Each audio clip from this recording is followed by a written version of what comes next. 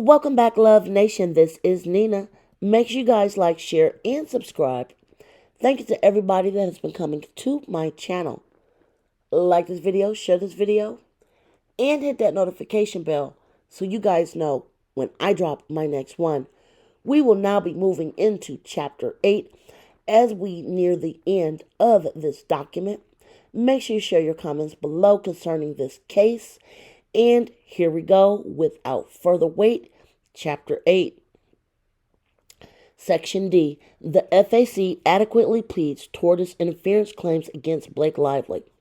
The FAC pleads a claim against Lively for tortious interference with Wayfair's and Justin B's relationship with WME, a preeminent talent agency in Hollywood. WME is the same agency that represents Blake Lively and Ryan Reynolds. Accordingly, Blake Lively knows and understands as well as anyone that Wayfair and Justin B's relationship with WME were contractual in nature and that their terms consisted of WME procuring film and entertainment projects for Justin B and Wayfair in return for percentage commissions of their clients' earnings.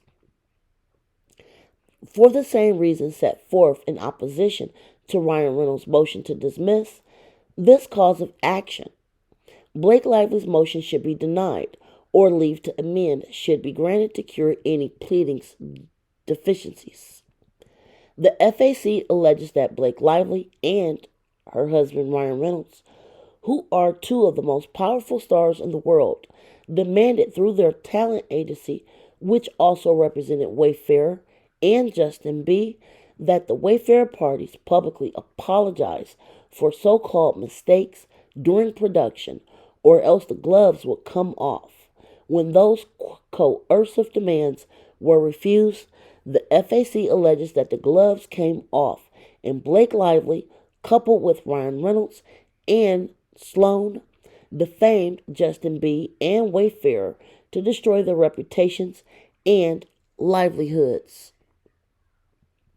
Finally, the FAC alleges Blake Lively's threats and demands induced WME to cease performing under his contract with the Wayfair parties. Because that talent agents are typically paid a percentage of their clients' earnings, it can be inferred from those allegations that WME would fear its own economic harm from attacks on Justin B.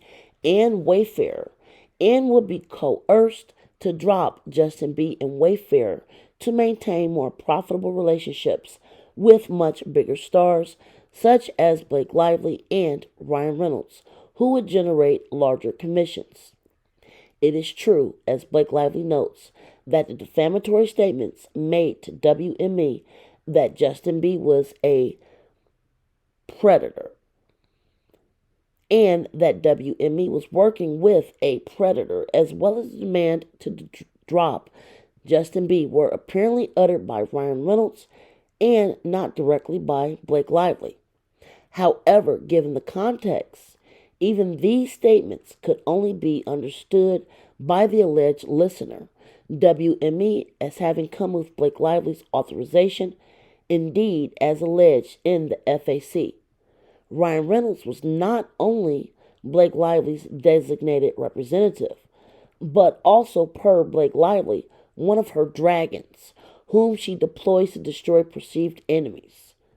When conveying the defamatory statements that Justin B. was a predator, that WME was working with a predator, and demanding WME drop Justin B. and Wayfair, Ryan Reynolds was plainly acting as Blake Lively's agent with authority to speak on her behalf.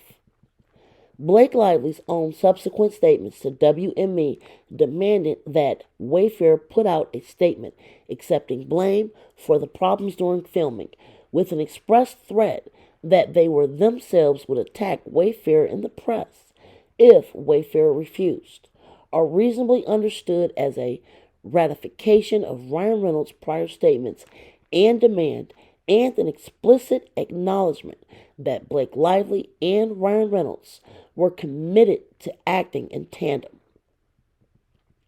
Implied ratification where conduct of the purported principle from which an intention to consent to or adopt the act may be fairly inferred, including conduct which is inconsistent with any reasonable intention on his part other than that of he intended, approved, and adopted.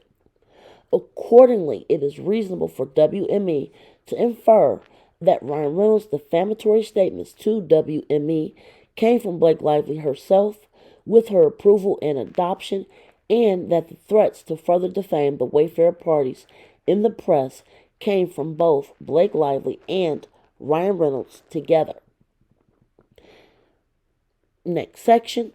The FAC states a claim for intentional interference with contractual relations.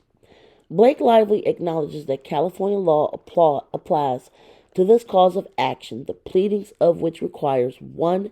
The existence of a valid contract between a plaintiff and a third party, 2. The defendant's knowledge of that contract, 3. The defendant's intentional acts designed to induce a breach or disruption of the contractual relationship, 4. Actual breach or disruption of contractual relationships, and 5. Resulting damage.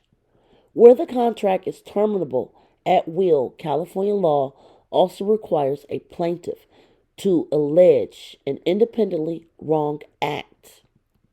An act is independently wrongful if it is unlawful, that is, if it is proscribed by some constitutional, statutory, regulatory, common law, or other determinable legal standard.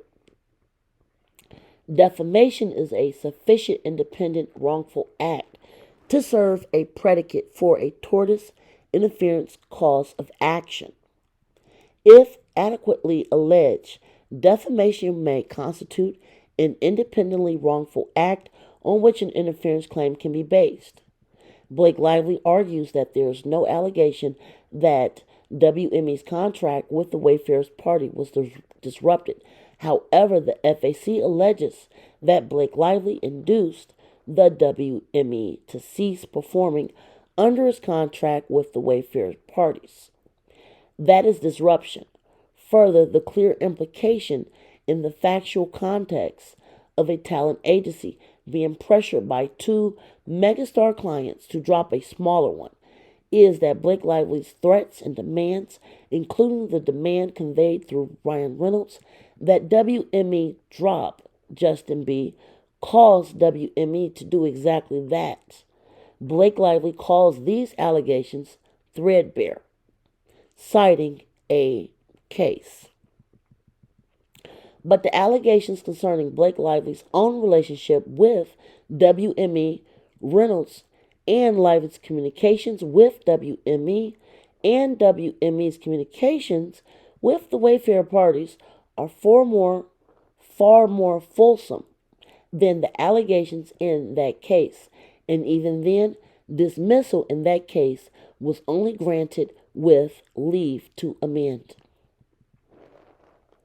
Finally, Blake Lively argues that there is no specific action allegedly taken by her to prevent performance by WME, but this ignores the reasonable interference that her and Ryan Reynolds' demands and threats induce WME to cease working with Wayfair or Justin B.